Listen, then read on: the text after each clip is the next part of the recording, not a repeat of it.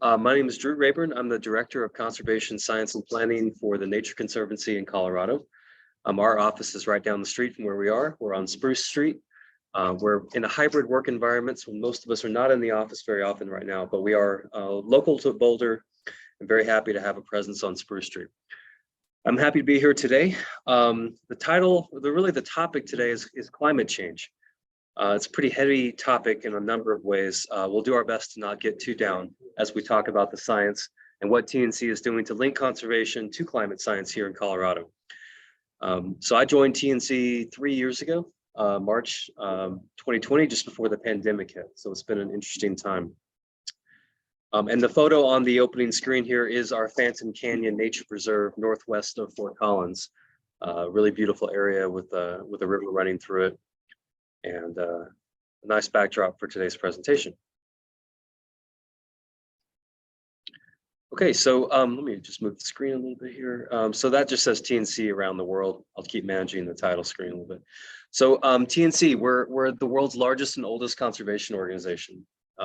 We work locally and globally, all 50 states, more than 70 countries, to conserve the lands and waters on which all life depends. And that's our mission statement, actually. And for those of you online, if you have a question, you're free to come off mute, ask your question, interrupt me, drop it in the chat, we'll make it work. So our approach, what we're known for is that we're collaborative, bipartisan. We work across the aisles. We focus on tangible, lasting conservation results for both nature and for people. And the "and people" is important. We're increasingly focused on outcomes, not just for our natural systems, but for individuals and communities as well. And we're known for grounding our strategies in our places that we identify through our science. And part of our identity is a science-based organization. That's a very important part of our identity, actually. And that helps us maximize our ability to affect change for nature and all of the people around the world that depend on these outcomes. So here in Colorado, we work on a lot of different conservation topics. So when we say lands on the left here, we're talking about protecting lands, either creating nature preserves or using easements or other tools to protect land from being converted. That photo is actually Fisher's Peak State Park, now down by Trinidad, the second newest state park in Colorado that we helped create a couple years back. So we're looking at conserving, connecting, and stewarding lands in places where wildlife and other species thrive. Each of these kind of represent our big set of programs and staffs within our TNC Colorado chapter. So we have a water team that looks at pursuing flexible solutions to balancing water needs and increasing resilience. Obviously, the Colorado River is in the news now, front page news nationally every single day. And drought and water are really reaching a state of crisis that have not really been seen historically here in Colorado. With forests, we have a very successful forest and fire team. Their focus is helping forests withstand and survive future wildfire, speeding up that recovery after fire, and then also trying to really scale up what we call climate-informed forest management, which is taking care of our forests with an eye towards these future climate conditions.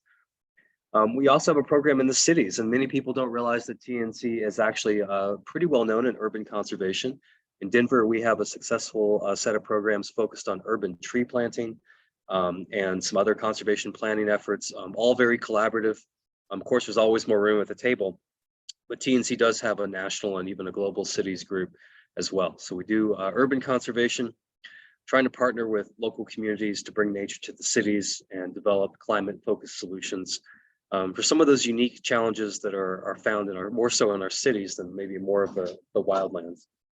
And then we have a pretty nascent climate program. It's really kind of grown up in the last couple of years where we have folks who are specialized in climate policy, really advocating here in the state, not just nationally, for climate action, to position our state as a leader in the US to meet our state's greenhouse gas reduction goals and then contribute to national greenhouse gas reduction emission goals as well. So really, climate has a separate box here because it's more focused on, mitigation, reducing emissions. But we have a climate focus to all of our work now. And so each of these boxes could actually have climate on it. And I'll talk about a couple of examples of that today.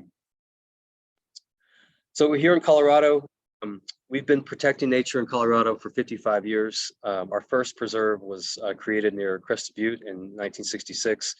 Since then, we've worked across the state in many different ways with many different people and partners. Right now, we've got about 30,000 members in Colorado. I don't know the number nationally or internationally, but it's quite a lot. And we're very proud that we've helped protect more than 1.5 million acres in a state of 66 million acres and over 1,500 river miles. Continue to seek key policy wins, more important now than ever, and trying to continue to inspire. And it says younger generations. I would say all generations. It's not just the youth. It's helping everyone find inspiration in nature and conservation solutions. Yeah, question? Yeah. How many people are employed by TNC? Yep. Great question. The question was, how many people are employed by TNC in the state? Right now, I think we have something like 55 to 60 full-time staff, some volunteers, and a few other part-time folks. But around the world, I think we have somewhere 600 to 700 scientists around the world, and somewhere around 5,000 to 6,000 employees. So it's quite a large organization. TNC is the Nature Conservancy. The Nature Conservancy, yep. Yep. Yeah, another question. Jacob got preserved. Is most of it around this area mountainous? Right. So the question was, is most of the land we've helped preserve mountainous? No, we have quite a bit of land in eastern Colorado as well, in the grasslands, out by the Great Sand Dunes National Monument. I'll talk a little bit about that here in a second. Some land in southwest Colorado along some of the rivers, along the Yampa River and the northwest, and then quite a bit on the Front Range. But a lot of the land that we've helped protect isn't a nature preserve per se. It's being conserved in other ways. Big ranches that have easements on them now that will prohibit them from ever being converted to other uses, but they're not owned and managed as a nature preserve. So there's different mechanisms.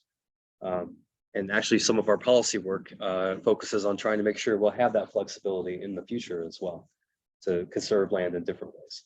So these are good questions. Just a little bit of our history. These are sort of our marketing slides, so we'll get to the science focus here in like 2 more slides, but we did help create Great Outdoors Colorado and recently supported lottery reauthorization. We helped create the Great Sand Dunes National Park and Preserve, which I was just down at for a staff retreat recently. Along with the Mindanao and Zapata ranches, they're just adjacent to the sand dunes. It's one of the most biologically significant landscapes in the whole state. We helped found the Yampa River Fund in 2019 and have raised millions for that endowment to support river health and restoration. And we were just pleased to hand that off to local management within the Yampa River Basin now, so that that's sort of the trajectory we try to take many of our projects on, where eventually we can pass them off to others and then be stewarded locally instead of having to continue to manage them just by ourselves. And then I mentioned this also, we co-led the creation of Fisher's Peak State Park in 2020 with what we call TPL, the Trust for Public Land, Great Outdoors Colorado, which is the GOCO is that abbreviation, the City of Trinidad, and Colorado Parks and Wildlife. So our work is highly collaborative, and that's the point. We don't have to lead from the front. We don't even have to lead from the side. Sometimes we're just behind the scenes, and our science is similar to that. Yes. Mm-hmm.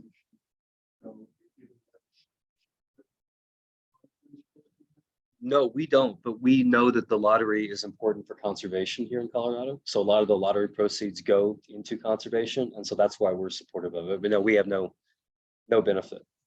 In fact, I'm very unsuccessful at playing the lottery, as the recent Powerball drawings have once again proven. So science, again, part of our reputation, a big part of it, is that we're a science-based organization. We were founded by conservation scientists in the 1950s. A lot of people don't know that TNC was founded by PhD scientists who were more interested in protection of land than just the classic research and publication. That was sort of the history. And you can actually read about that on Wikipedia. So how do we have scientists involved? We include them as staff, as advisors. We employ them to develop and assess and lead our work, our conservation work. We use scientific methods to develop and test hypotheses about what works, how conservation works, what benefits wildlife, what benefits landscapes. And then we try to focus on the strategies that are supported by rigorous evidence. And we update our strategies as the science evolves. Occasionally, we still conduct and publish original research. It's not the primary reason that we do our science. Our science is really to guide conservation, but we still publish when the opportunity arises. We also are increasingly focused on incorporating traditional ecological knowledge and alternative ways of knowing, and that's a reference to working more closely with tribal nations and other indigenous communities who have been stewarding and managing the land for many thousands of years and have a lot to share about the history of how land management has worked from their cultures. And then, like I mentioned, we collaborate widely. We try to communicate effectively, and we advocate for science in policies and decision-making. And it manifests itself in many different ways. We are just, again, talking about the Colorado chapter. There are state-level programs in all 50 states for the Nature Conservancy. So I collaborate with scientists from California and Oregon and Utah and Wyoming and a lot of other places. And so each state chapter has sort of a portfolio of work within the state, and then we do some collaboration outside of our boundaries. We also have national and global scientists as well. So it's quite a large organization with many levels, which is both an opportunity and a bit of a challenge at times. Okay, so this says the word vision back here. So science and planning team vision. A couple of years ago, we revisioned who we were. We'd had some turnover, global pandemic. Our new strategic plan was much more focused on climate change. So we spent about a year figuring out, again, who we were, the science team's identity, and we came up with this statement. The big name for our team is the Conservation Science and Planning Team. We call ourselves just the science team. We apply the best available science to the design, implementation, monitoring, and evaluation of conservation plans and projects in alignment with our strategic plan and the needs of key partners and stakeholders. What does that mean? Part of it is trying to refocus on what our role is. We are not always the ones doing the original research. We can do some of that, but often we partner with academic researchers, private sector, scientists of all walks of life. And we serve as a bridge often between that original academic science and the way it's applied on the ground, which is what we're going to talk mostly about today. So our team includes applied ecologists, planners, conservation planners, and also spatial analysts. We use everything from old school field work, out with binoculars looking at things in nature, to running complex geospatial models using GIS software and modeling environments like that. And we also partner with a lot of people that do this work as well. The science team kind of sits in the middle. Our job is to provide support, science and planning support to our lands team, our water team, our climate team, our forest team, as needed. We kind of serve as that internal resource for science and planning. We also do a lot of communication to diverse audiences, conservation partners. A lot of our funding comes from private donors. We talk a lot with private donors in various communities, people who are involved in making policy, and also members of the public. And we are always looking to expand our capacity through collaboration. I mean, you can never have enough scientists on your team to do everything that you want. So we build those partnerships and collaborations to make sure that it's not just us, it's us and many different partners and collaborators. So this is sort of the vision of our science and planning team. And I get asked this a lot. So I just threw these slides on. I was at a career fair presentation for the USGS recently and was asked to share my education and my past positions and sort of where I was now. So I did my undergraduate in Texas. I was born in Fort Collins, but grew up in Texas. Went to a small liberal arts school, about 1,200 people, smaller than my high school. Did my master's in ecology at Ames, Iowa, at Iowa State. And I put that little road sign there because I was sharing that each of these moments in my career, I had an opportunity to kind of go one way or the other. And when I was an undergraduate, I was pre-med. I was on track to go to med school and focus on anesthesiology. But I pivoted and followed my dad into ecology. He was a forest ecologist. And so that's one of those decision points. After Iowa State, which is still to date the coldest place I've ever lived. I remember 30 below wind chills in Iowa, just down the plains. Even skiing here, it doesn't get that cold. But I went to Utah and did my PhD in Logan, Utah, at Utah State University. And then I just kind of jokingly put that I'm always still learning as part of my education, because a good scientist never stops learning. So previous jobs, I was a researcher at the University of California, Davis, where I did my postdoc.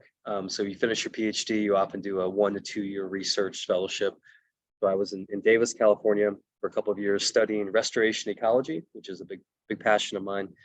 And then I served as a restoration ecologist and the director of science for a nonprofit in California that does big scale river and riparian restoration, fixing California rivers and the floodplains and all the trees and things of that nature.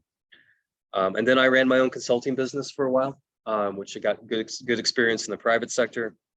And then also served as the natural resources supervisor for Jefferson County Open Space, just south of where we are today. And we collaborated with both Boulder, City and County of Boulder open space programs, and I have a lot of respect for front range open space programs.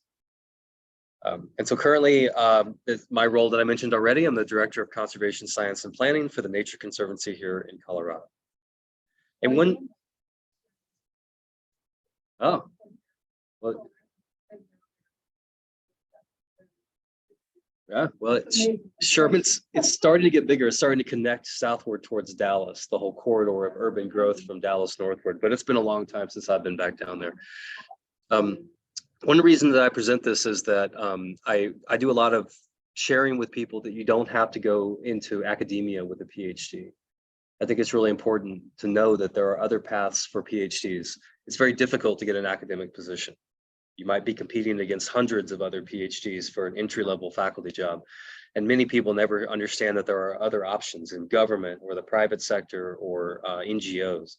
So having worked in all four sectors, I do a lot of sharing with people that don't lose hope because you're not getting the faculty job. You can actually have a lot of important impacts outside of academia as well, and still do really good science and still publish and have graduate students in the things that you might want to do as an academic.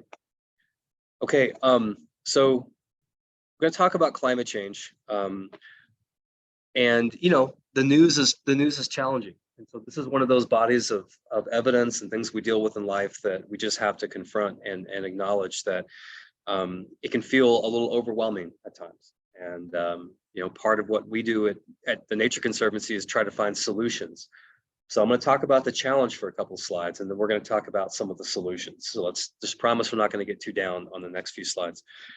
Global climate change, the recent 6th assessment confirmed things that we already knew, and the quote in the blue box in the upper right basically says that the scientific evidence is unequivocal. Climate change is a threat to human well-being and the health of the planet. Any further delays will miss our brief, rapidly closing window to secure a livable future. So we know that ecosystems everywhere are already altered by climate change. Some are at or beyond the tipping point where change is inevitable. At least 10% of our native species are at high extinction risk around the world. And we know that there's a lot of consequences for people: food security, water resources, displacement of people having to move to escape climate change, people who live on islands whose islands are going underwater. Like the impacts are there if you want to see them. I think one challenge for people is that it's hard to see these impacts. It could feel overwhelming. So I do understand a little bit about that feeling. So any additional warming right now will increase our impacts for people and nature. And as we could have said for the last 30 years, the time for action is now. Question, yes. If 10% of species are at risk for extinction now, before we had global warming, climate change, how many were at risk? Because some number are always at risk. Yeah, that's a great question. The question is, how many species would be at risk before climate change, or maybe even if we didn't have climate change? And it would still be a really high number, because we talk about the two crises, the climate change and biodiversity crises. Even if climate change wasn't happening, we'd still have a biodiversity crisis driven by human development, by conversion of natural habitat. And so the number would still be very high. What if humans weren't here? I don't know that. You know, I mean, 1,000 years ago, 100,000 years yep. ago. Well, so there's always extinctions happening in nature. The thing that's like climate change is the pace of change that sets it apart. It's the fact that they're happening far more often than you would expect by just background chance alone. They call it the next great extinction. It's equivalent to like a meteor sort of event, right? There you go. You said the 3% per year. Or, Yeah. Well, no, it's more on, depends on what their scale they're looking at. But Mhm. generally 3 to 5% of whatever scale you're looking at is background extinction. Yeah, there's always a few species winking on and off in through natural evolutionary processes and just change in nature. But it's the pace of and the scale that the threat is that defines what's unique about the impacts people have. And it's the same with, we'll talk about it in a second, it's the same with climate change, that it's the rapidity of what's happening that defines it as being different from the background change that is inherent with the Earth. And is there a question here? Yes, so the question is in chat, in the news a couple days ago, the snow crab population has dropped to 10% of normal. So they've canceled the crabbing season. This is the deadliest catch show that got all the attention in Alaska. So yeah, they think that that's a direct relationship to probably a combination of overfishing and warmer water, which is causing the crab population to crash. So it has caused essentially the collapse of the highest profile crab fishery in the North Atlantic. So North Atlantic or in I don't know about all the other fisheries. I just know that that one in particular is one of the highest profile fisheries because it's gotten so much attention just from through television but it's I think a loss of something like $100 to $150 million in local economic value as well. I did read that article. Nature Conservancy have a position on human population. I'm not aware of any position that TNC has stated around human population growth. I don't think humanity is going to get a handle on any of our environmental or social problems until human population is controlled. The human population challenge is something that I don't know a lot about TNC's history of working in that space. I do know that we have family planning efforts in Africa and a few other places where we're working with local communities to make sure that families are able to have planning options if they would like access to that. But it's not something we talk much about here in Colorado in particular. So good observation in chat. Anything else? Okay. I've got one. Yeah, question What for about Conrad. species creation? The rate of species, new species. Yeah, Do new species come in where old ones go out? So that means yeah, there's always active new evolution of species and subspecies occurring. I don't know the current sort of assumed rate. I mean, we're also still finding occasionally new species as well, which is pretty interesting. But there is some background rate of new evolution occurring. It's pretty low. I don't know the number off the top of my head, but it is still always occurring. Yeah, these are good questions. Let's see if I can get this. My chat still is going to keep showing. I don't quite know how to turn this off, but yes, there's an observation in chat that the cotton crop has dropped. I don't know that statistic, but I wouldn't be surprised. Climate change definitely has impacts on crops. I'm just trying to see if I can figure out how to make this go away. Seeing no immediate option, I'm going to keep going. So these are two headlines from the last 2 weeks. So this got a lot of attention. There was a new UN report that basically said that we are nowhere close to meeting the goal of minimizing warming to 1.5 degrees Celsius by 2050. And that is a really important threshold because anything beyond that means transformative change impacts for nature and people. So we've sort of set that as our target. Unfortunately, we're not on that trajectory whatsoever at this point. And that's what these two headlines are speaking to, is that we're actually on a much higher trajectory, something more like 2.5 degrees C. Yeah, 2.5 to 3, which would make, as we'll talk about here in a second, which would mean that Denver, Colorado would be in the same climate zone as Albuquerque, New Mexico.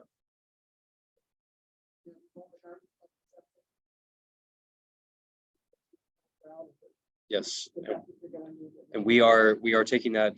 There's talking about in the Gardening Club, for those of you online, that just the idea of planting plants for a different climate as becoming part of the recommendations, and that's something we're seeing more and more of. So climate change in Colorado is accelerating. It's been happening for decades. If you look at the right data sets, you can see the signal, as we call it in modeling world.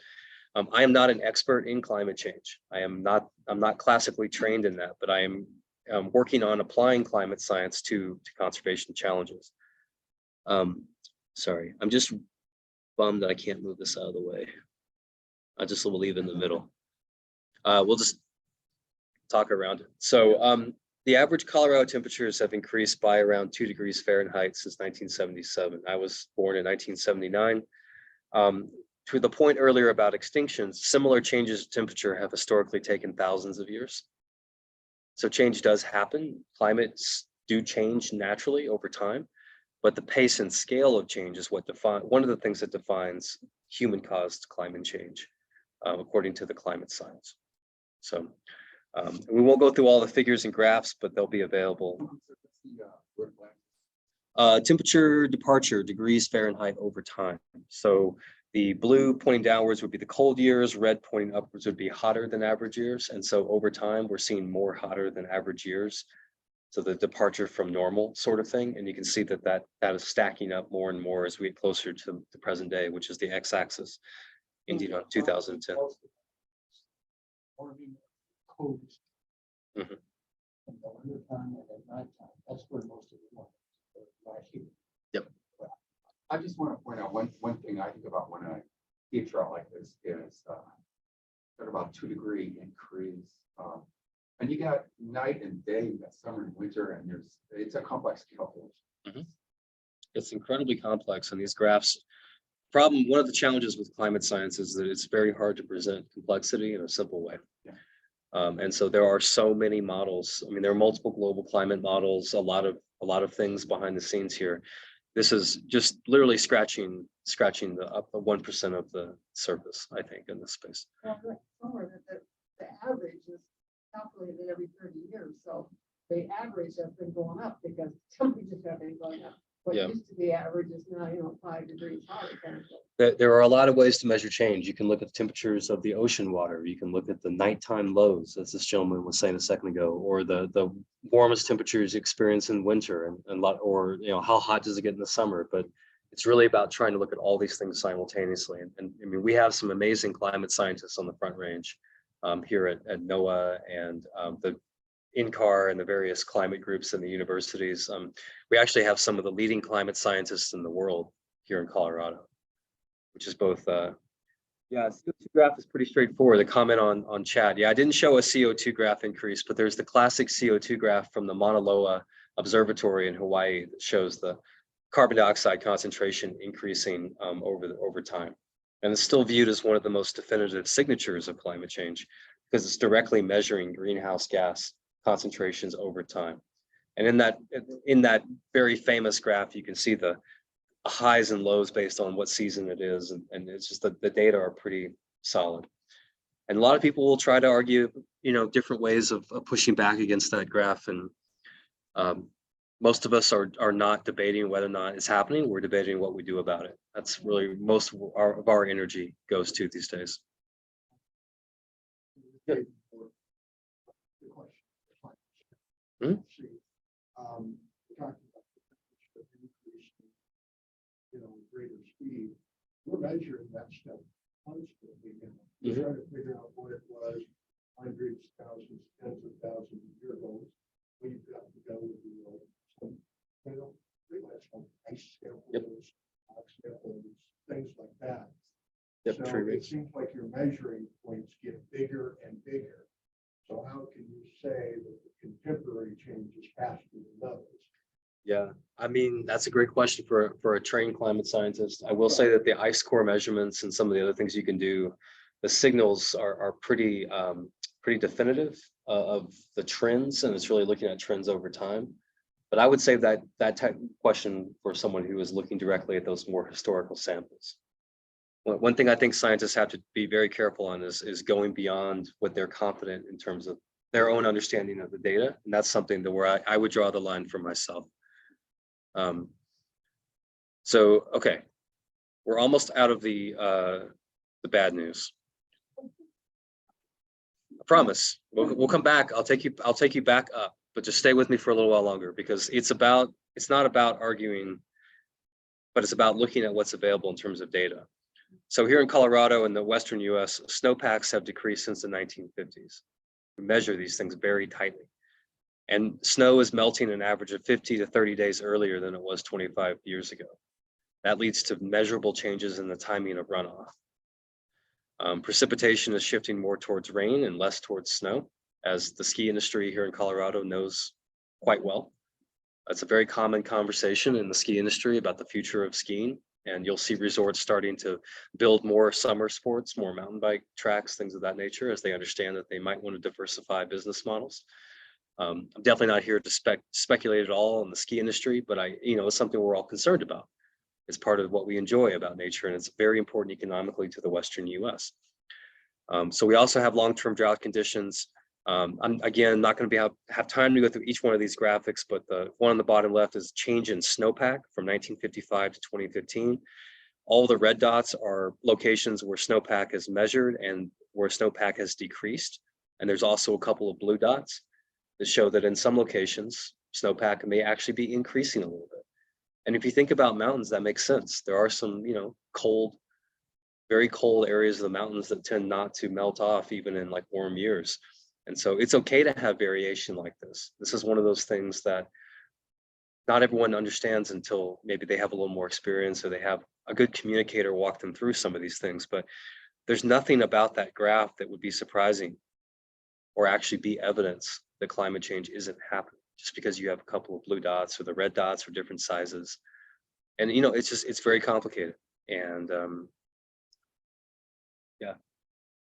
So a little bit more climate change projections for Colorado. Under an intermediate emissions scenario, that means like that 1.5 degrees C, where we can try to change quickly our trajectory. The climate models still project a warmer Colorado by 2050. Denver will feel more like Pueblo.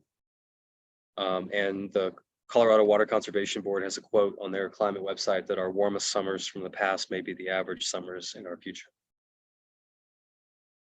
Under a high emissions scenario, which is unfortunately what the world is actually on, our models project warming as high as 6.5 degrees for Colorado average.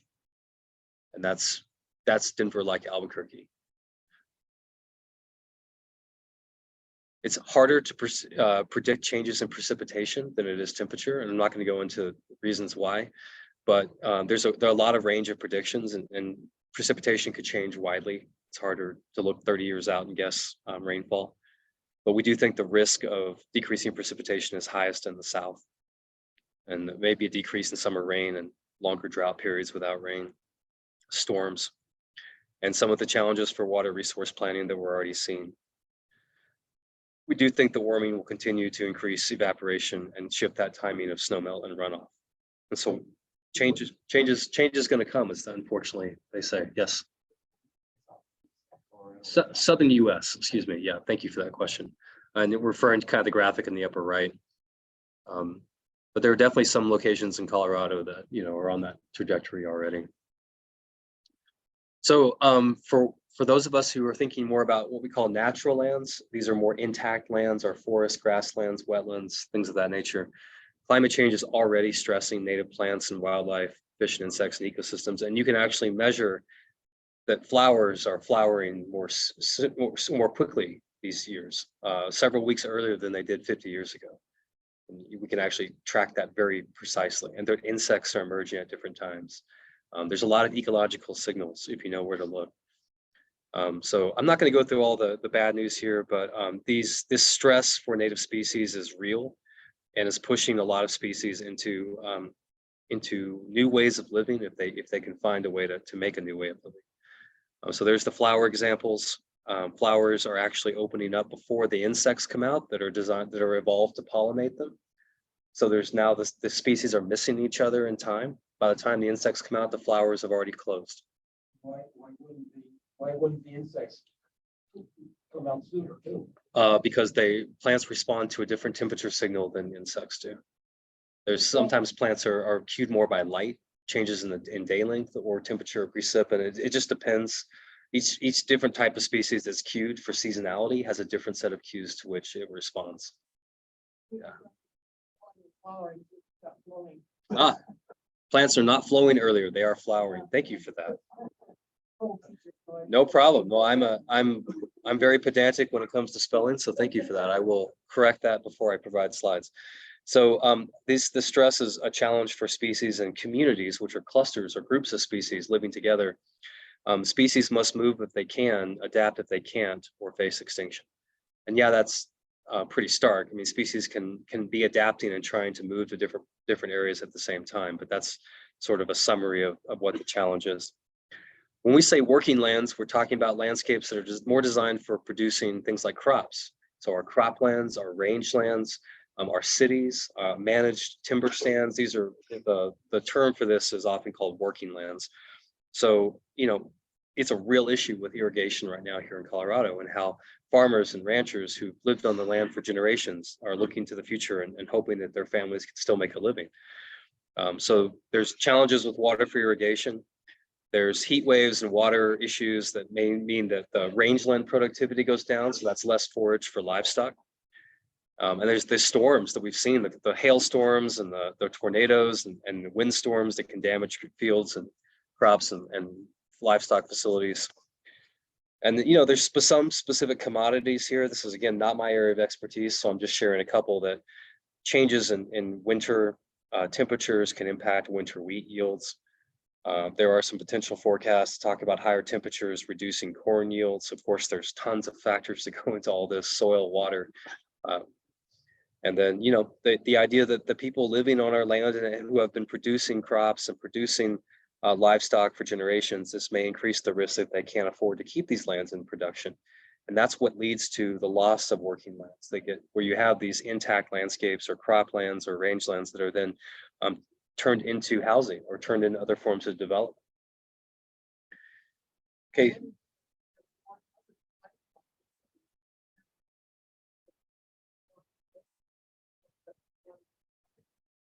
Or whatever. It's a very, yeah, I mean, there's not a lot of covered livestock operations that aren't based on like commercial, you know, production. A lot of the people using the rangelands are used to moving their herds from, you know, high meadows in the summer down to lower meadows in the winter.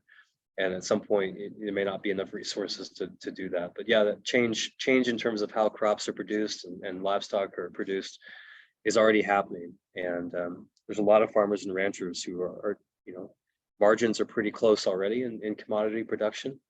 There's not a lot of wealthy family farmers and family ranchers out there. And so it's not easy to make a living before climate change. It's just getting harder. They're getting burnt, and then suddenly you got all these freezing hailstorms. You don't be wanting those animals inside, not out. Mm-hmm. Mhm. The amount of water on the planet is going to remain roughly the same. But you're getting these droughts in different places. But what's happening to the water we currently have? It's not raining, and where's it going? Yeah. There's more water suspended in the atmosphere. It's a very complex question. The question is about where's the water going in one way, where's the water going in terms of drought? I mean, a lot of the water in Colorado is being moved around. A lot of our water is moved through river systems or irrigation canal systems, and you know, water that lands in one place ends up being used in a different part of the state. But in you know, drought conditions, yeah, overall you're not getting as much rain, and what water you do have in the landscape is drying out. So your soil moisture is decreasing, your reservoirs are becoming lower, and when it does rain, it's just not refilling things back to the level they need to be. But let me save the rest of that question for a water scientist, because the Colorado water situation is very complicated, and I know just enough to have a basic conversation. But we have a whole water team that specializes in water dynamics. And ironically, the next slide talks a little bit about water resources, that we have the chance for higher evaporation rates in river streams and reservoirs, warmer temperatures, increasing the potential for conflicts. And we're already borderline at conflict with one another over water, cities, individuals, and we have been for a while. You know, any change in runoff timing might actually reduce how water is flowing later in the season. And of course, with the Colorado River being in the news yet again, you know, these river systems that supply water to millions of people, millions of acres of farmland, both in the state and beyond. These are very complex systems to change. It's like very large ocean liner you're trying to change the direction of. These systems turn very slowly. They're not designed for rapid change. So, and the creatures that live there, the fish, the invertebrates, the birds that use this, obviously these effects cascade, through the ecological systems as well. They are the small creatures that live in the water that are eaten by fish and other insects, but they're the little nymphs and things of that nature, like the mosquito larvae, the caddisflies, the things that you'll find in the rivers attached to the rocks. That are an important food source for fish and other species. A lot of daphnia. Basically, what you see under a microscope, from that all the way up to some of the bigger stuff that you find stuck to the rocks. So for people, there's always economic impacts related to working lands that that are very complicated. But a lot of our smaller rural towns, their systems depend on. They're not adapted to change quickly because of drought or climate change. And so they have issues due to irrigation or how they're going from the oil and gas to more of a renewable energy economy, even recreation impacts, where if the snow melts off, it can have a huge impact on a small resort town's economy. And then there's the direct impacts of the disasters like the wildfire and the flooding and the drought. And then the way that people, especially those in some cities who have a history of being redlined into areas of the cities by, just historical racism and things of that nature, they're at increased risk of heat stroke, dehydration, disease, and, air and water pollution. All the stuff's happening at the same time. And one final impact is just less access to the outdoors for these people. And if COVID taught us anything, it's where the outdoors is where we need to go to get away from stresses and the complexities of our life sometimes. I'll get there, Rick. You got me for 2 hours, so I'll get there. Question in Chaz, when do we get to the hopeful part? I'm coming. Well, good question, Rick, because it starts here that Coloradans are concerned. 83%, this is from a recent poll, but 83% of people in the state support this national idea of protecting 30% of lands and waters by 2030. It's called 30 by 30. It's rather complicated when you think of it at a state level, but as a national North Star, even as a global North Star, it's a pretty aspirational land and water protection goal. Most of the people in the state are concerned about more frequent and severe wildfires.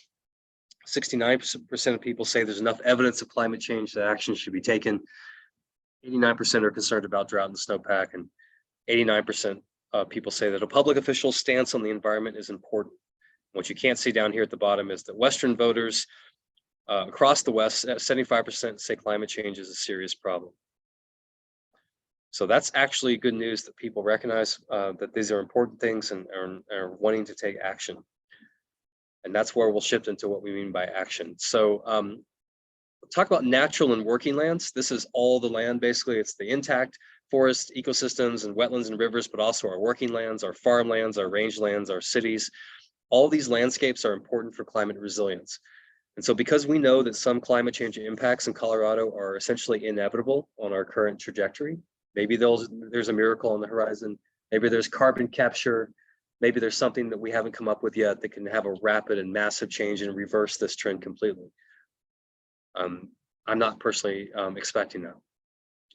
So because of that, we know that while we're trying to mitigate climate change, we're trying to slow it down, reduce our emissions, sequester more carbon, that now adaptation and resiliency, preparing for what's coming, are also statewide priorities. And we also know that natural and working lands are critical for Colorado's climate future. These landscapes have mitigation, adaptation, and resilience benefits for nature and people. And this is good news because these lands have been TNC's focus for conservation for decades, for more than 55 years in Colorado. And now we're refining our approach, which is what I'm really here to spend the rest of the time talking about, is how we're taking climate science and refining our conservation practices so that we can directly address what's happening. And we're hardly the only one. So this slide says refining statewide conservation priorities. Let's see if I can just pin me up here. So we know that protecting landscapes and restoring damaged lands and improving the way we manage them are critical for addressing climate change and the biodiversity crises. But it's not an automatic guarantee for climate resilience, just when you protect land or you restore it. it actually, just like in real estate, location matters. And so in many ways, where we do this work is just as important as the type of work, the pace and the scale at which we work, and how durable these conservation actions is. And it's the location that really links directly to climate resilience. And I'll show you what that means here in a second. So we talk a lot about what's needed in Colorado. What's the future of Colorado conservation? At least in my world, this is a very common and large topic that's discussed at conferences and workshops and even just over coffee. What is our conservation gap? Is it 30 by 30 even here in the state? Or is 30 by 30 make more sense as sort of a national or global goal? I would argue that the gap for conservation, what we need, what we should be working together on, is whatever the extent of protection, restoration, and improved management that's actually needed for climate resilient ecosystems for nature and people. To me, that's what the gap is. Because as the woman has the sign on the bottom right, there is no planet B. So the question I ask myself a lot, how do we make meaningful contributions towards global 30 by 30? Protecting 30% of land and water planet. How do we make meaningful contributions towards that while also ensuring long-term climate resilience in Colorado in ways that make sense for our state, given our current situation? So when I present this to other conservation organizations, part of what I'm trying to do is convince them to let me talk to them a little bit more about this analysis that I'll share with you today. So I ask at workshops and conferences, does your conservation organization, do you prioritize habitat connectivity, the way that your landscapes are connected to one another beyond the way that you protect these areas? Some of these organizations are more focused on protecting land. Are you thinking about the way that's connected as well? Because it turns out that's really important for climate change. Does your strategic plan, are you starting to talk more about climate change, but not really have tangible steps you can take to address it? Do you have people coming to you like partners or stakeholders or even some of your main funders and asking you, hey, how is your organization looking to be more resilient to future climate conditions? Are you being asked to demonstrate how the land you've already protected, your nature preserves, so the land that that you put under easement, are contributing to climate goals? Or do you just want new tools for collaborating with other people across boundaries, across county lines, across different land trusts, work in different parts of the state? And I didn't include it today, but I then often say, well, if you can say yes to any of these, then this analysis may be right for you, kind of like it's a medication, but I didn't feel like making that explicit joke today. I have a little graphic that pops up, but we really are talking about this analysis and whether or not it can help people achieve these things that are on here on the slide, not just deal with climate change, but specifically for organizations. And so the analysis that I'm going to talk quite a bit at for the next 10 or 20 slides is called the Resilient and Connected Network. So I'm here to share an example of how we take climate science and use it to inform our conservation work. So let's not get that lost in the slides here. The Resilient and Connected Network is a national analysis that was led by Nature Conservancy scientists that identified lands across the US that if we protect them or conserve them in other ways, they'll sustain biodiversity and ecological function under future climate conditions. One way to think of this is it's been called conserving nature's stage, the stage at which nature will be able to act upon in the future under future climate change. So the map on the right is actually Colorado. And I'll talk a lot about what this means as we go forward. But we view this tool as a starting point for coordinating our collective efforts. It's a tool. It's not a plan in itself. It's something you want to use alongside other tools as well. But overall, we think it can be a foundation for accelerating climate resilient conservation in this state and beyond, while also integrating other priorities. We're not here to tell people that this is the solution and that they need to stop all the other work that they're doing. What we're asking people is to consider this analysis as an extra way to prioritize their work while they still bring other tools and other perspectives to the table. And that's very important to remember. This is a terrestrial analysis. It's focused on lands. We have a water version of this coming out later next year. And I'm not going to talk much more about that, but just think of this as a land tool. What question? Oh, I'll launch into that. No, the question was about the colors. I just want to show you a little bit larger map. So this is it's an output of a model. So it's a spatial analysis. And there's three main things that go into this, and I'm just going to share a little bit of the flavor with you today. I'm going to try to minimize the technical details. And sorry, this thing's driving me crazy. I can't get it out of the way. I'll just have to keep moving it around. Yeah, it says more, but maybe it's this. No, that wasn't. Yeah, let's see if I can. There we go. Thank you.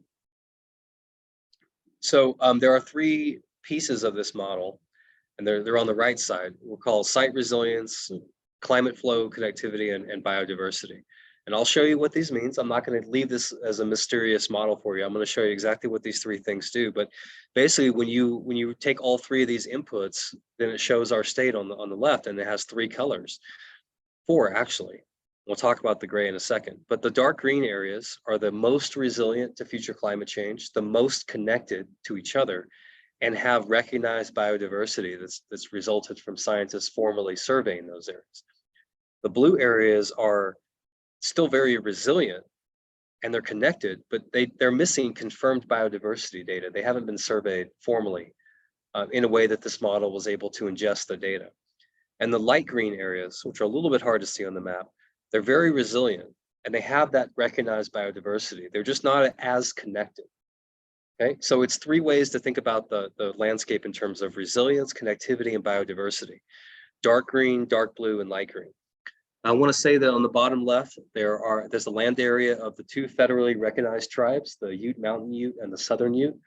We don't have permission yet to show the results of this model in its final form with these two tribes. So out of respect, we don't show these results.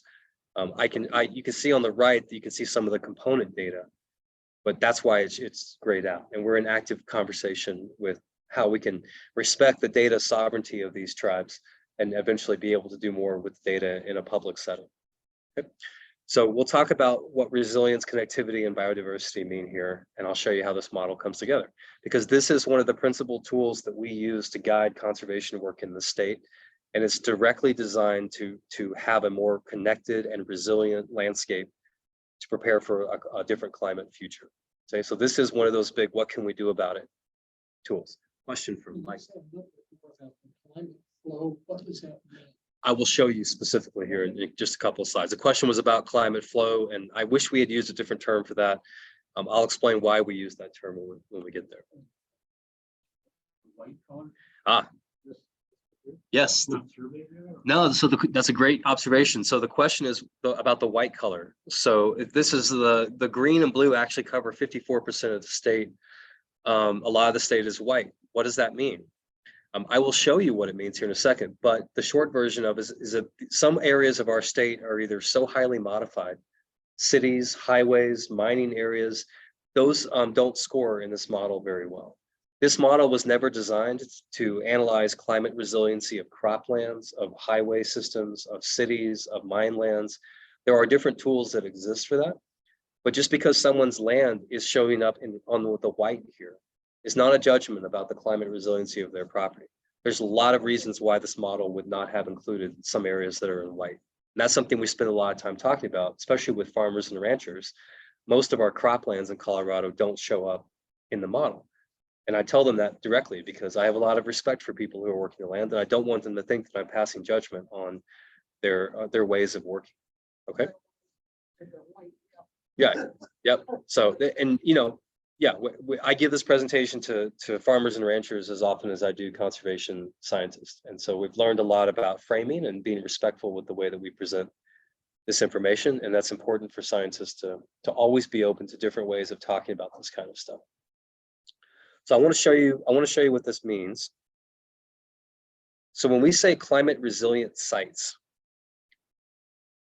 these are areas of our landscape that have some characteristics about them that make them better for the species that live there under future climate change.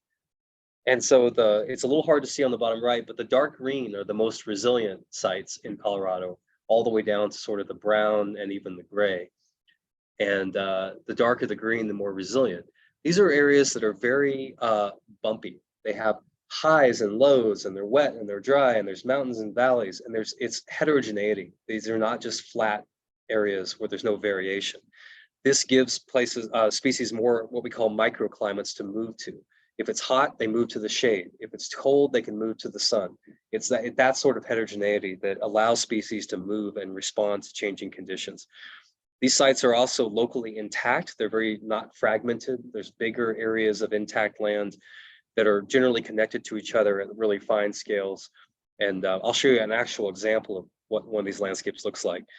But essentially, resilience here estimates the potential of a place like Boulder's open space park system, or a park within Boulder's open space system, to maintain biodiversity and ecological function under future climate change.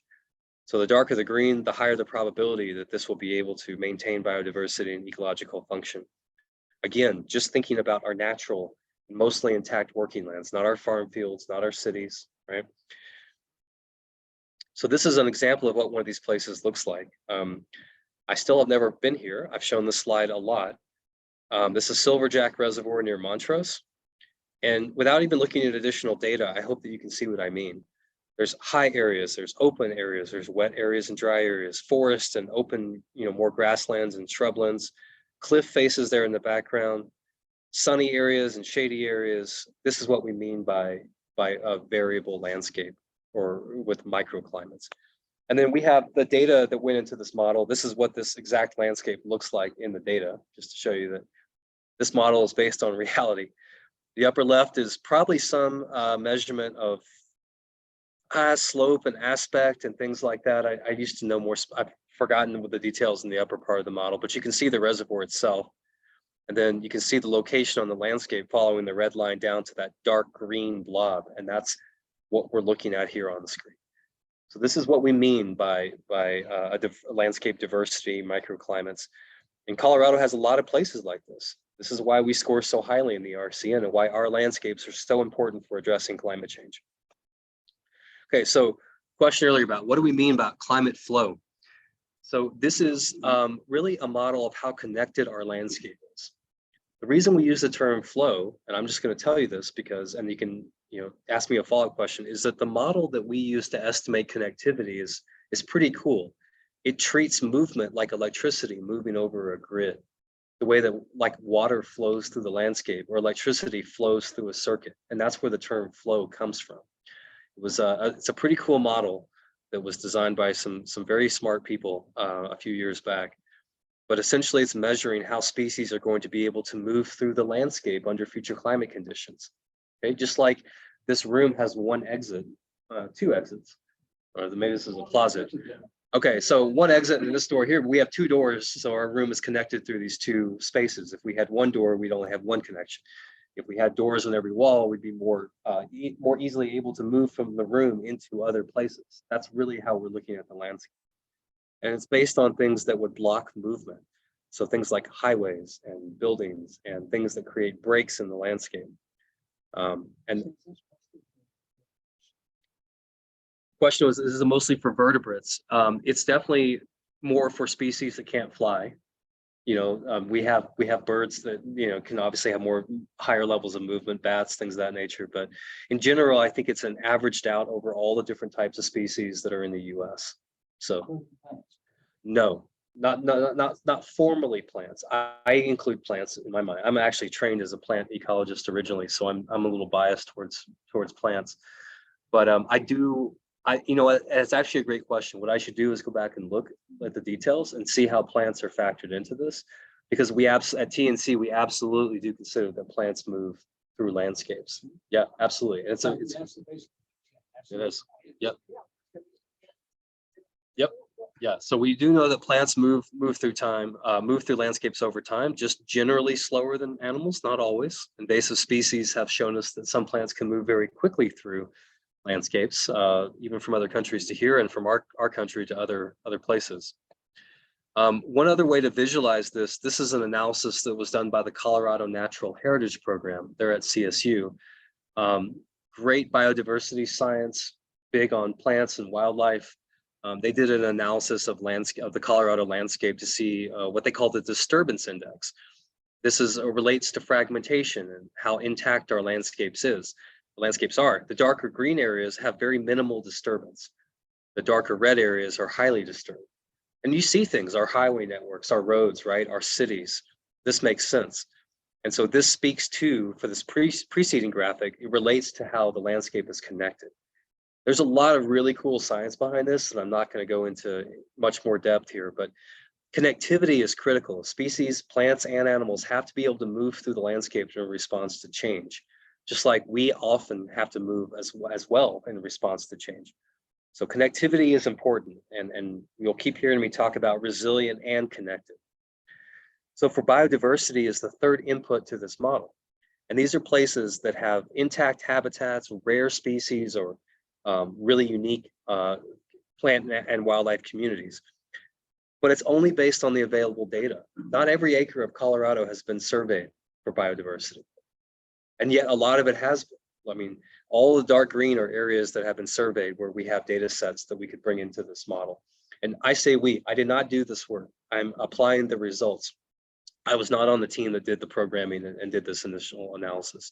But there are a lot of places in Colorado that need to be surveyed by professionals so that we know what's out there, so we know what to protect, so that we know how it relates to other areas. And there's definitely room for a lot of additional data collection.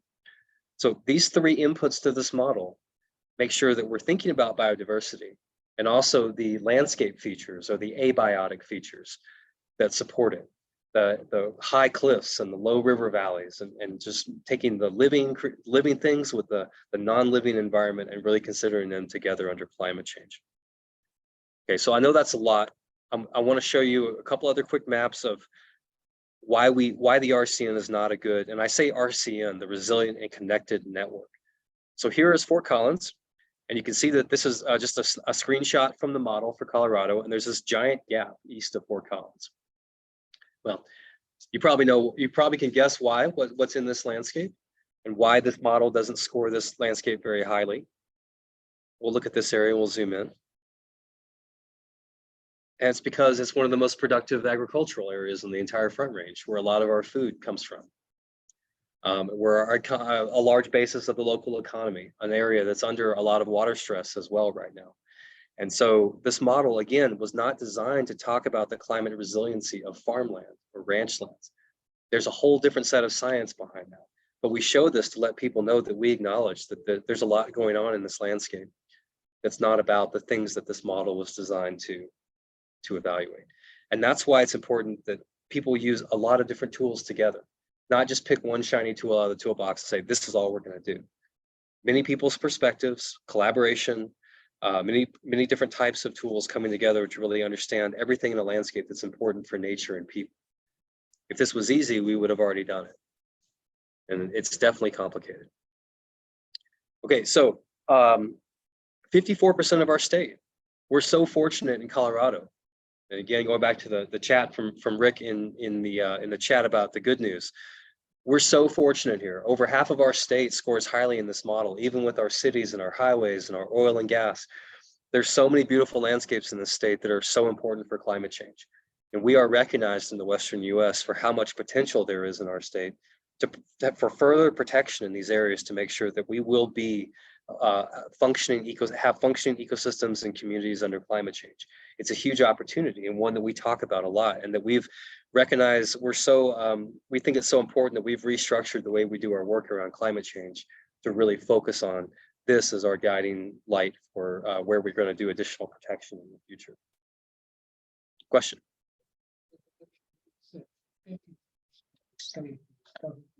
Mm-hmm.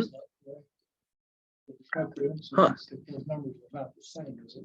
I don't know. My mind, I have 40% public, 60% private. I do a lot of work with the private land conservation community, and the number that's often used is 6, but there's a huge amount that's public. I mean, let's say 40 to 50, just for sake of discussion. That's still 28 to 36 million acres, something like that. And a lot of that public land is in the RC. And I'll show you some examples of that, but it turns out that a surprising amount of private land is in the RCN as well. Yeah. Mm-hmm.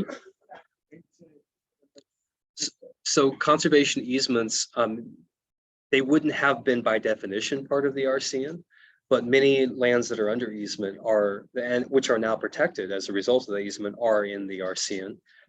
There are other areas that are very biologically rich and important that may not show up in this model for very specific reasons. And it doesn't mean there's anything wrong with those properties. They may actually be very important for climate resiliency, but they didn't score, highly enough in this model. One example, not to be vague, is that there may be a road right next to the property, and the road may have overwhelmed the results for that property in the model. Like the model scored the road so low that it, that low score kind of came over onto the adjoining property. This is a national model, right? So it's difficult to really zero in. One thing we're talking about is customizing this a little more fully for Colorado in the future. So if this is a national model, there's going to be states that are bad.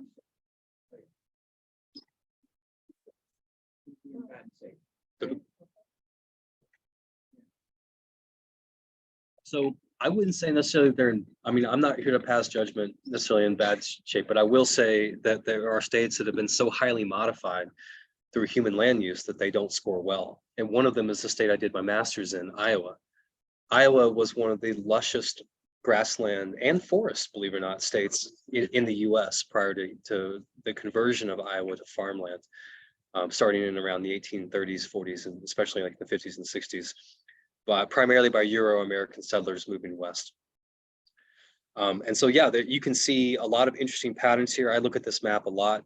You can see all the grayed out tribal land, and especially in the western US that is out of respect, not shown. You can see the Appalachian corridor stretching from, Georgia and northern Alabama all the way up to Maine.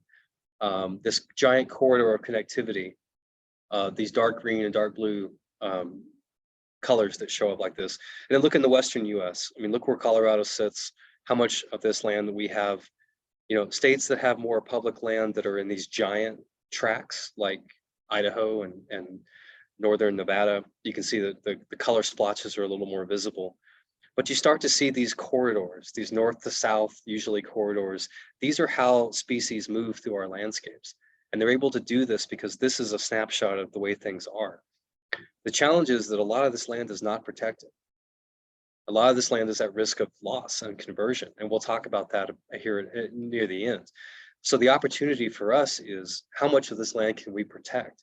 And when we talk about what our gap is for climate resiliency, we talk about trying to increase the pace and scale of protecting these landscapes for biodiversity and for the ecosystem services that people depend on. So this is a roadmap for us. This is a prescription. And this is one of the things that we're trying to use to actively address the climate crisis. We and a lot of partners and collaborators around the world, thousands and thousands of people and organizations. Now, the RCN is not a global analysis, but there are different types of these things that have been developed for other countries and other places to say, where should we protect mangroves in the coasts? Where should we restore the African savanna? Like these sort of analyses help us invest limited money in the places that will have the greatest impact. And that's really what we're talking about here. That's the easiest way to sum this up. So you see Colorado and the position it occupies in the north and the south. Of course, we're talking about connectivity in other directions as well. But I really like this model, which is actually a representation of what we're really talking about in terms of movement. Now, to be fair, plants are not shown on here, and I will inquire about that.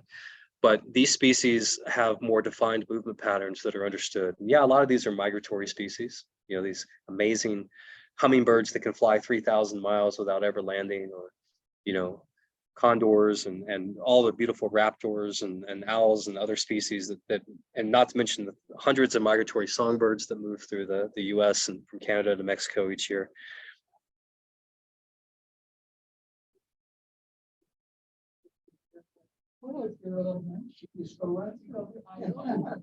Yeah. Yeah. It's funny you mentioned that. I'm not going to talk about it today, but we actually have a project where we're partnering with a company that does virtual fencing. So it's GPS on livestock and bison. You can take down the barbed wire, and you can actually help move them in certain ways or track them virtually. So it's a virtual fence idea, and we think that decreasing fragmentation by removing fences in the places could be a way to contribute to some of this. There's a lot to it, but this is showing the general northward migration because we're going towards cooler climates. No, this is just actual movement. This is a representation of movement patterns. And I know it's directional. I know the species move north and south. I'd have to go back to the base analysis for this. I confess that I also include this because it looks cool, but it's showing more the constants. Right. Yeah. So, seeing the National Geographic bird migration map that showed a lot of migration across the Gulf of Mexico, like Mhm. that didn't show that. No, it didn't. I think that's because it's a terrestrial model. It's Yeah. it's constrained to the land. But here, it's ironic that you said that because the next slide is this recent graphic from Audubon that allows you to look at the heroic annual journeys made by over 400 bird species. And so they just stacked all the lines on top of one another. And of course, there's so many cool stories about migrations, you know, with There were birds. the birds that go to the peninsula, maybe over to Cuba, over to Yeah. Florida, and then It's- the water a lot. Yes, my wife is a professional ornithologist. So most of what I've learned about birds, I've learned from her. But I have a great appreciation for birds that migrate and other animals too. But you know, their challenges, what connectivity means to a bird is different than what it means to a deer or, you know, a lynx or a bobcat or a mouse.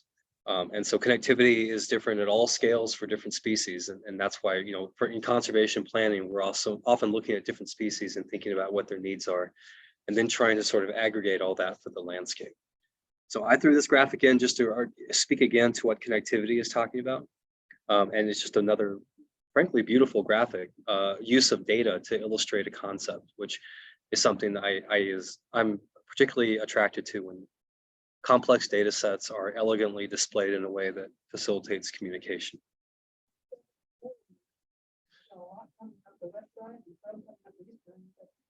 Gulf of Mexico, is that what you're talking about? You talking about here?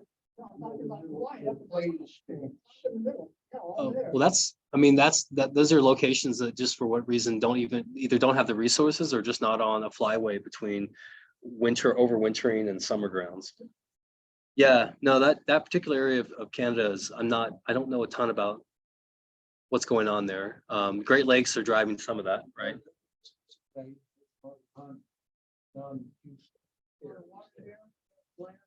Yeah.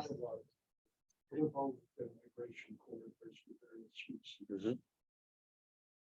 So, you know, protecting the ability for species to move, that's the point here. That's what we mean by flow and connectivity, is like why that's important for climate resiliency. And again, the key here is that we're talking about the conservation science and the relation to climate change and how we use it to talk about our conservation. That's really the theme that I'm here to share. So I'm going to show you a couple of applications of how do we take all this and do things with it. And again, this is the good news part continues, I hope. We have, and again, for TNC in particular, we have a 5-state conservation region called the Southern High Plains. So we have this initiative called SHPE, the Southern High Plains Initiative. Southeast Colorado is our primary conservation focused landscape right now for land protection. We have other work in rivers and forested areas, but for land protection, we're focused on Southeast Colorado. And this data set is helping us prioritize. Where do we take our limited money and protect land in this area? We're collaborating with the other 4 TNC states to do that. So it's just one of the data layers we use. And again, we stack other information on top of it, but just giving you an example of how it's leading to large scale conservation. Right now, the first ever private land conservation plan is being completed for Colorado. We're a collaborator on this, and we're using this this data set as sort of the main climate resiliency data set that's being brought into this. And again, different data are being put on top of this, but it also helps illustrate, to your point earlier, the value of private land for climate resiliency.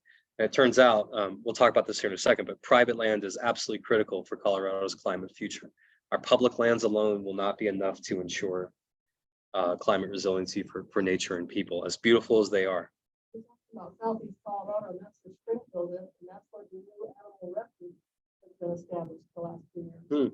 9,000 acres they bought, and so all the lions they rescue are panthers or, you know, various other animals. Yeah.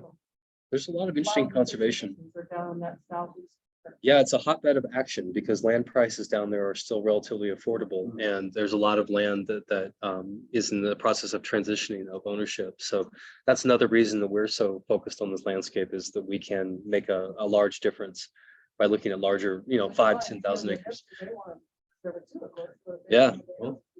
Well, there's another thing we'll be dealing with at the same time that I'll talk about here in just a second.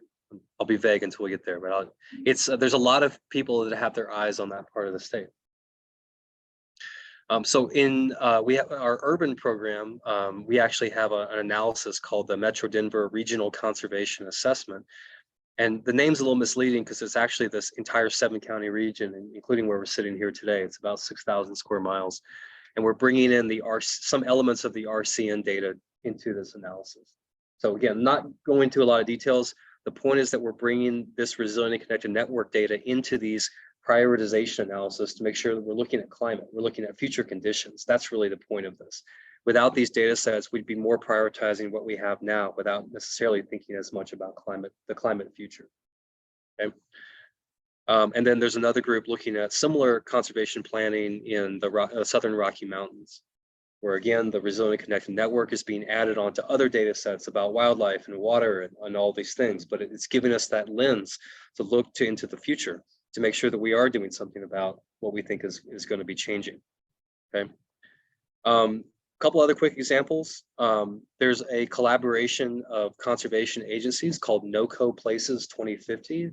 Boulder is involved. Everyone's got to have a name for their work, but Boulder County is involved in this.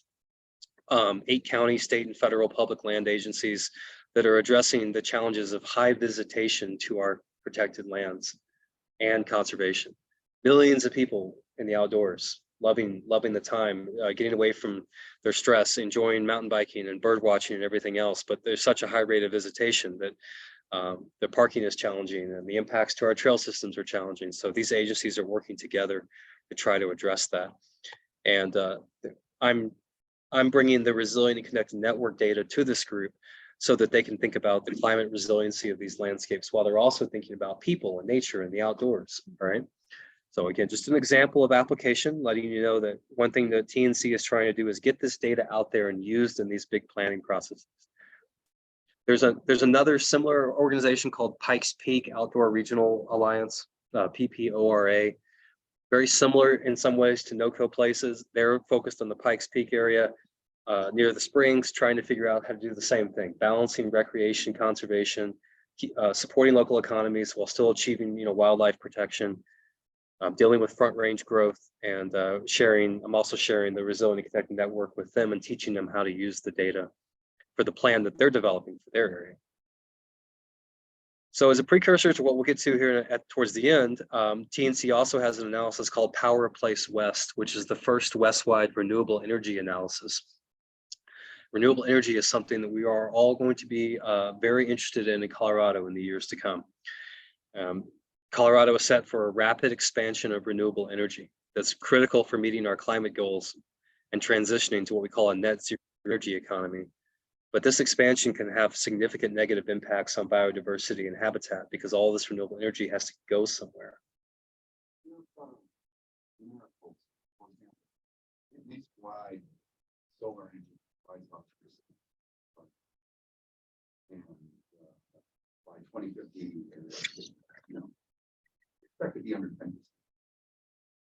For the numericals for Colorado in particular? Yeah. I don't have them handy, but we have access to some. INRAIL does a lot of this analysis, the National Renewable Energy Lab here and others. But in Colorado, it's perhaps even more solar or more wind than solar. Okay. There will be a change in where the bulk comes. The idea is to transition gradually to a renewables-based economy as quickly as possible for state climate goals and for greenhouse gas emissions. So I do think there's going to be a continued, a very rapid and dramatic shift in Colorado towards renewable energy in the near future. I mean, that's been projected for a long time. Like Jimmy Carter thought we have 20% solar energy by 2000. Right. Really more like 2%. Yeah, I think that all, now again, not being an expert in the nuances, I would say that there have been a lot of shifts in material science, transmission design, and market-based incentives for increasing renewable energy development. And with the new federal infrastructure money that's coming, Colorado is absolutely set up for a very rapid expansion. So I'll show you a couple maps of that here in a second. But you know, for us, we're supportive of renewable energy development for climate goals, but we're also supportive of protecting land and water for wildlife and for nature and for people. Well, when those two goals potentially conflict, it becomes very challenging to support both of those strategies simultaneously. And this is where conservation groups like ours and many others are going to be challenged to find solutions for nature and people in ways that they haven't been as much previously. And so we think about low impact or conservation aligned renewable energy siting. That's putting in these wind turbines and these solar farms in places where there's still good wind and solar, but where the impacts to nature are minimized. And we'll talk a lot more about that here in a second. I am not here to speak on behalf of TNC's position on any of that. That's not something we deal with directly, but I know that that's a topic in like our national energy discussions. I do not know if we have a position nationally on that. Here in Colorado, it's not something that we're addressing directly at TNC. There's an analysis called Power Replace West, and it's on, all this is freely available online. It was just completed. You might be interested in checking this out in particular, but this is an analysis I'll show you a little bit more of here in a minute, but the RCN was actually included in this analysis to try to show us places that we want to try to avoid if we can through development. Okay, so again, it's about balance. It's about trying to achieve a better climate future at the same time as not losing our biodiversity and our habitats. So the Resilient Connect Network was one of dozens of modeled environmental data sets in this Power Replace analysis, this West-wide analysis for renewable energy. You can find all this online.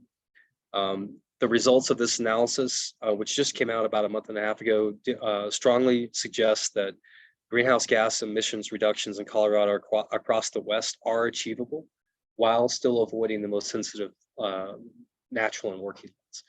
This was the first analysis conducted at scale where it actually looked at transmissions and cost benefit and a lot of other things. It was done by some very bright people with direct collaboration with energy producers, so it's as realistic as possible. The bottom right shows different levels of environmental sensitivity, essentially. So category 1 on the left are just those lands that are legally prohibited from developing renewable energy, like a national park, those sort of things. Category 2, there's more of that, but the restrictions aren't quite as onerous as category 1. And category 3 is a lot of the things that we care about, but doesn't really have any sort of formal restrictions against development.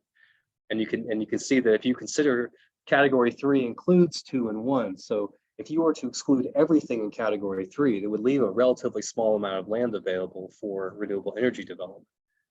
What we're showing in this analysis is that it's still going to be possible to meet our renewable energy goals by largely avoiding the most sensitive natural working lands in the Western US if society wants to go in that direction.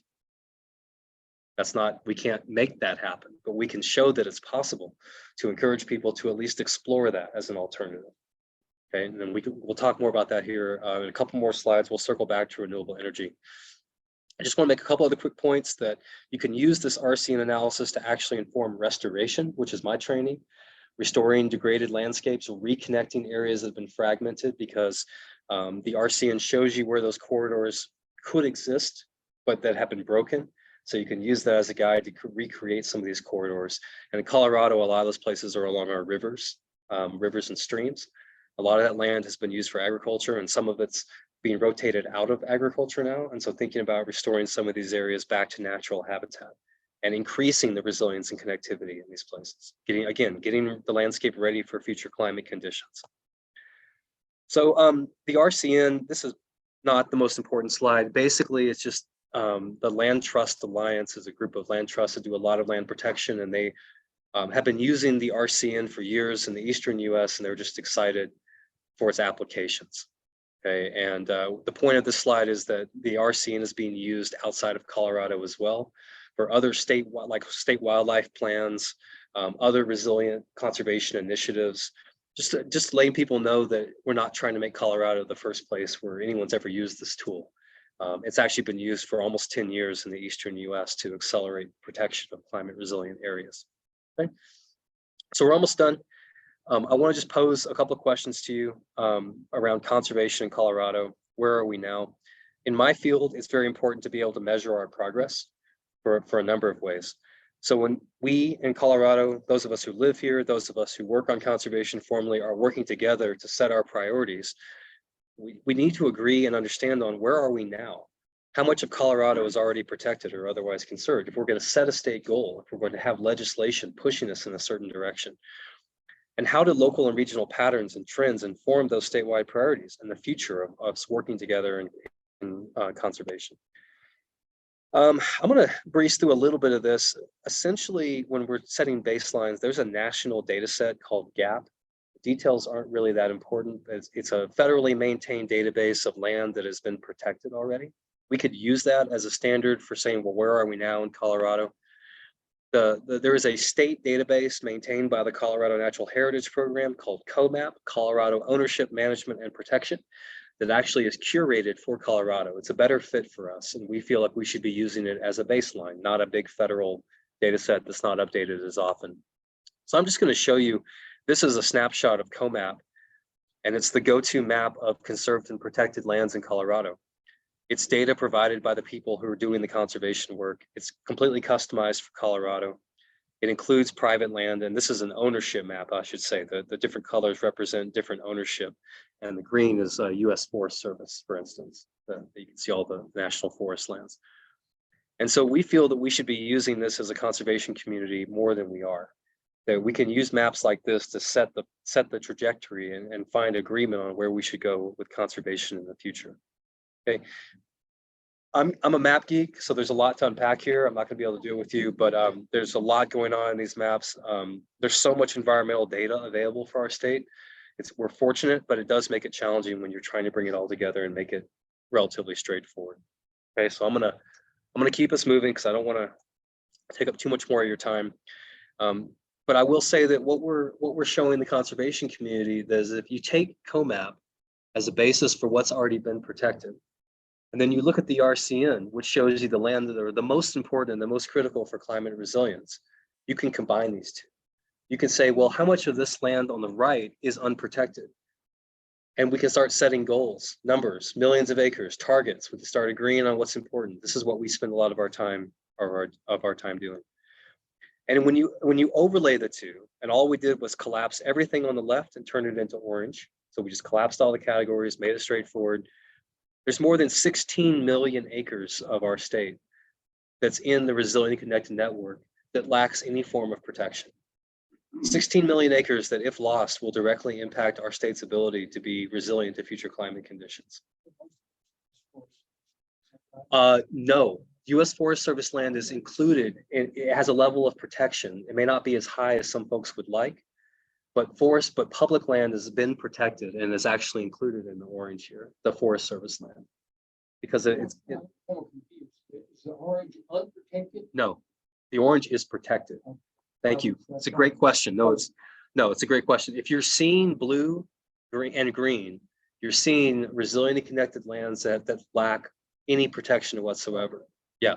So, I'm not saying that the conservation target should be to protect every single one of these acres, but it gives us a guidepost on something we can look at through a climate lens and say, what if we came together around this? And again, this is really the point of the presentation today.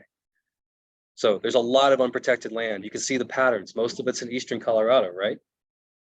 But there's patterns and pockets of this unprotection in different parts of our state. And I've done a lot more fine scale analysis. You can look at these patterns, and there's opportunity everywhere, which is good news. Okay, we shouldn't be bummed by this. This is a challenge we can work towards. We can make progress to benefit nature and for people at the same time. So, and the challenge is that these landscapes look so different in different parts of our beautiful state. The conservation strategies on our eastern grasslands are different than in our north central mountains. But fortunately, we have both of these beautiful landscapes here in our state. So basically, we think that this concept could be a foundation for accelerating the way that we address climate change as a conservation community. with millions of acres of RCN lands lacking formal protection, there's also millions more public and private lands that may have some protection, but maybe could be managed a little bit better if people had more resources. Okay. And there are so many different opportunities that they're at local and regional scales, and there's such a great potential for collaborating across jurisdictions and counties and city lines. And even some of these fragmented corridors could be a restoration target. And look at this corridor here in an upper right. This whole river corridor used to be fully connected, and now it's been, it's a very rich agricultural production area. But might there be some opportunities for, as land comes out of production in the future, restoring that connectivity back through ecological restoration? Yeah. So something to think about. You can put, yeah, yep. You could. The question was, is that the Platte River? And it is. You could put a lot of different types of data on these layers if you want. You can put on additional wildlife data. You can bring on freshwater resources, public access and recreation, environmental health and justice data like CDPHE, Colorado Department of Public Health and the Environment's new EnviroScreen tool that visualizes environmental justice and equities in Colorado for the first time at a state scale with environmental health data sets. You can use different types of planning regions, maybe your county or groups of counties or different conservation planning clusters. And all the different types of data you can put on top of this. The point being is that you can use the RCN and still be respectful of what's important to different people in different parts of the state. It doesn't take the place of what the priorities already were. It just adds a climate resiliency lens to them. I'm going to show you two pictures or two different parts of our state, and I'm going to talk about renewable energy briefly, and then I'm going to stop, promise.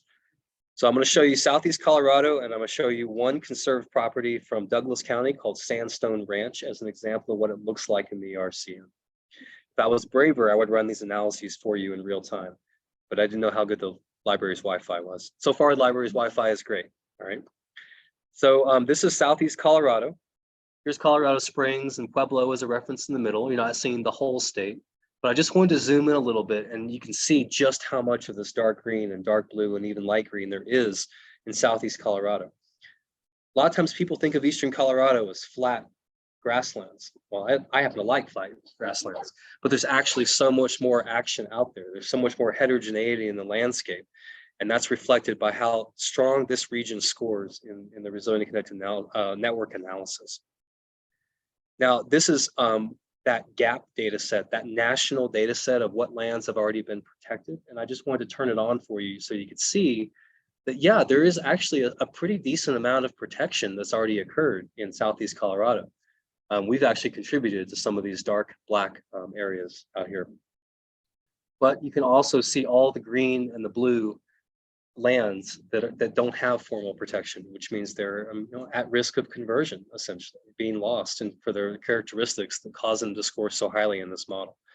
This is also one of the places where renewable energy has the greatest potential to accelerate development in the state of Colorado, is the Eastern Colorado, but particularly Southeast Colorado. So I'll show you one other place. We're almost done. Sandstone Ranch in Douglas County. It's a 2,038 acre publicly accessible historic ranch and open space park in Douglas County.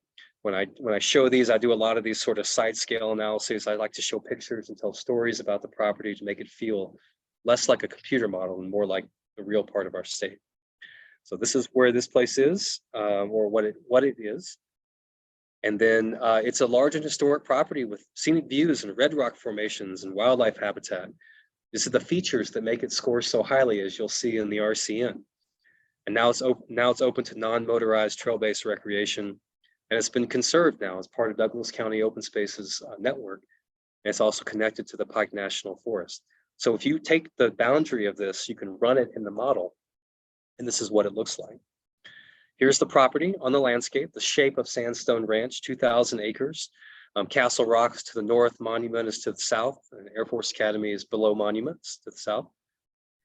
And you zoom in and you run the model, and you can see that this place is all dark green or dark blue. This whole 2,038 acre property is in the RCN. So permanent protection of this, not that it wasn't well taken care of before, but being a part of a now formally protected open space network means that this resiliency will be protected into the future. And when we do conservation deals like this, we can talk about the climate change benefits more specifically using this data set, which again gets us back to the theme of the conversation today. I turn on the protected land and you can see that it's adjacent. You wouldn't know this necessarily, but it's adjacent to the Forest Service, Pike National Forest. So that land was already protected from conversion. And so by protecting this chunk, now you're adding to this overall protected area. Okay, so that's the way that this property looks in the model. And I'll close by just telling you a little bit about our challenge and Colorado's challenge. And we got about 5 minutes left. Renewable energy siting with solar on the left and wind represented on the right. And there are other types of renewable energy we're not going to talk about today. But energy generation is still the single largest greenhouse gas emitter, carbon emitter in the interior West.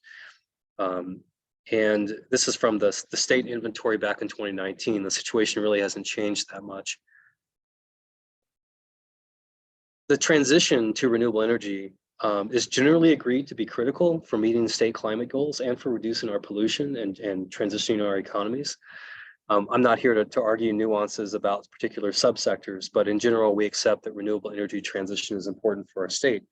Colorado is poised for a very rapid renewable energy expansion in the next, I would say, 10 years.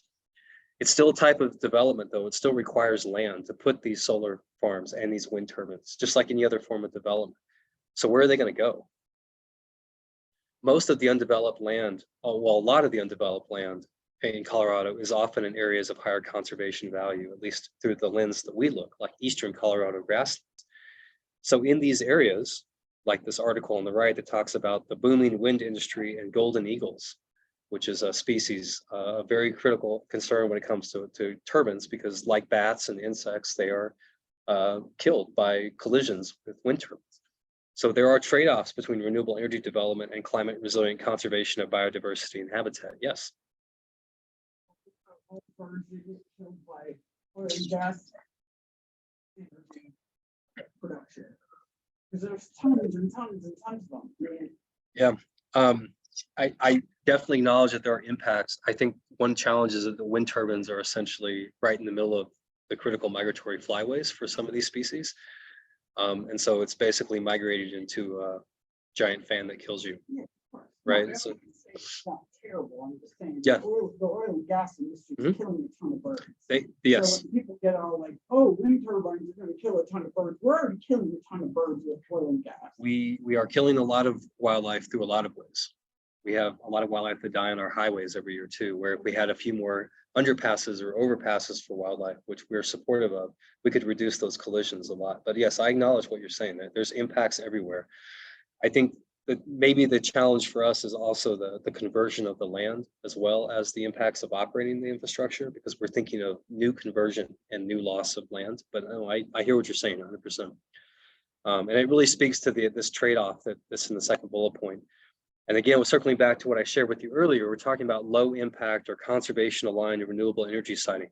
How can we have a win-win? How can we have more renewable energy, accelerate our transition away from coal and oil and gas, but minimizing those impacts? And we've talked a little bit about that power of place analysis already.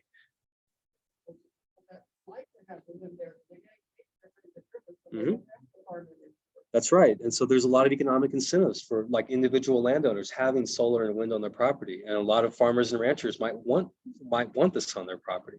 How do you take those sort of incentives and think about the complexities? It's economically, it's incredibly complex. And so we would never speak about a landowner's individual decisions about their property that they own, but certainly looking at the entire eastern third of the state, there's quite a bit of potential. And so this new analysis, Power of Place West, is showing up now in the news, being labeled as a potential clean energy solution that can protect people and nature in the West. It shows up as another report, an efficient path to net zero, how the Western US can maintain natural areas and working lands while trying to achieve a clean energy future. We'll see, but this is how it's being framed in the media. And so last couple slides here, going back to what I mentioned earlier about Power Place West, this first West-wide analysis of the future of renewable energy and whether or not it's compatible with environmental and economic factors. And it did find, like I said earlier, it did find that it should be possible, but the analysis was started in California, expanded to 11 other Western states, and the environmental data were there as one of the factors that are considered, along with a lot of economic analysis and transmission line engineering, a lot of very detailed inputs to the model. Here are those levels of exclusions that I mentioned to you previously.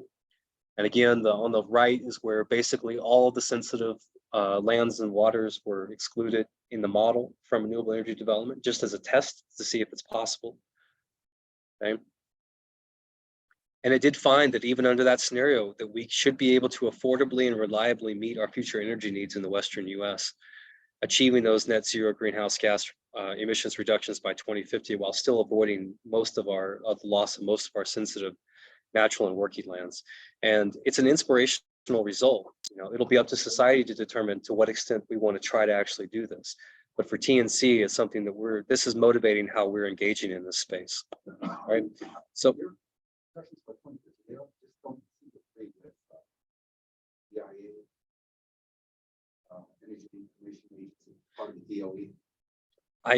we have an entire network of national scientists who would the ones who backtrack the national estimates into this model. We didn't help develop this. We're just trying to apply it here in Colorado. So I won't pretend to have that level of knowledge about the estimates.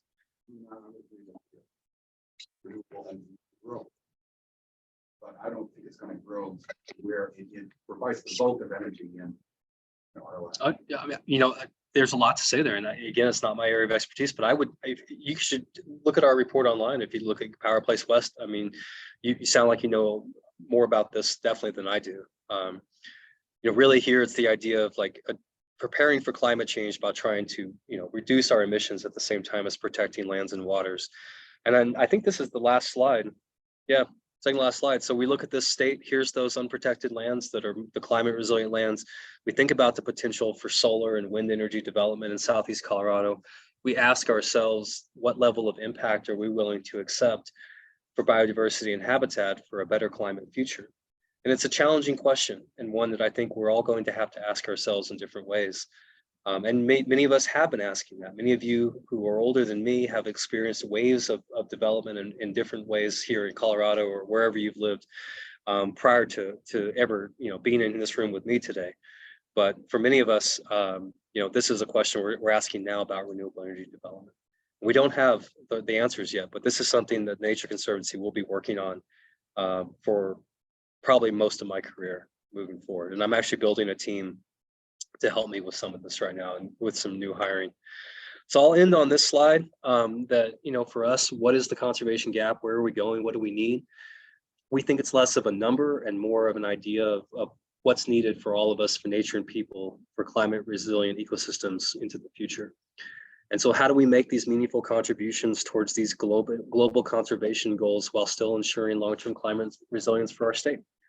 And this is the framing that the Nature Conservancy brings. And, it's been a long presentation today, and I really appreciate your questions and your thoughts, both in the room and on chat.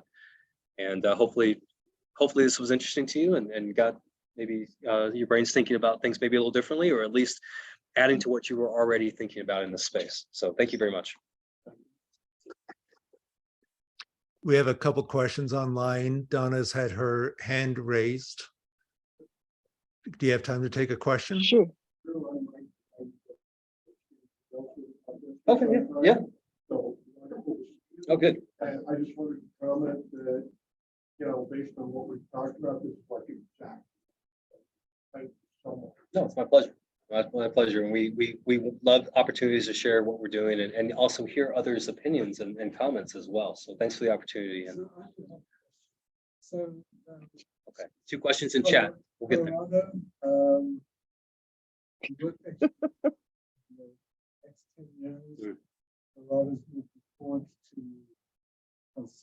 What about all the other states if they fall behind? That's going to affect us. Right. So the question is about what if all the other states around us aren't working on this, the way that we're trying to do here in Colorado, and that influences us too. Like we all fall, not only do we fall behind here in the state, but collectively as a society, we fall behind. So that's why for us, we do a lot of collaboration across state lines. We have a Western division where we try to work together. We have our national groups, but we do want the work here to be exciting and sort of motivate that conservation. And that 5-state initiative, the Southern High Plains, is the perfect example of that, because we're all working together, but because we're working together, all 5 states are now investing simultaneously, where they wouldn't have worked together in that space prior. So it's a lot of conversations, it's a lot of analyses like this that show people that it is possible to work out beyond our state line, and to remind people that Colorado sits in this connectivity zone in the Western US that extends from Canada to Mexico. You know, it's things of that nature, but your point is a good one. Donna has a question in chat. Donna, you're welcome to type it or Yeah. come off, and we'll try to be quiet and hear your question. No. I'd like to ask, I just want to go to the micro level again of the individual homeowner. I have no problem in the design of my next home having the energy conservation designed into it. Technology has improved tremendously around this. My concern, especially in Colorado, is water use. I would like to do both black water and gray water recycling. I understand the issues with black water, and I will come to terms with that. But gray water, I understand that there are counties which theoretically accept it, but make it very difficult for an individual homeowner to do 100% gray water. And I believe, this has been my conception for quite a while now, that a home at this point in our technology and design can be self-contained. It does not need to pollute the environment again. But I posed this to Randall Udall a few weeks ago, and he didn't have a solution. What is happening with the gray water circulation issues?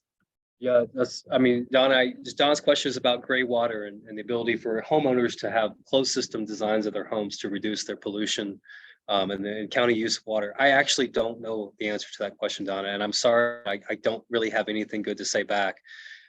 It's not my area of expertise, and Okay. I will say one tiny push for xeriscaping. I am a huge fan of taking out lawns and replacing them with pollinator-friendly native species. My wife and I did do that in our home to show people in the neighborhood it's possible to have a nice looking yard and lots of wildlife and things of that nature.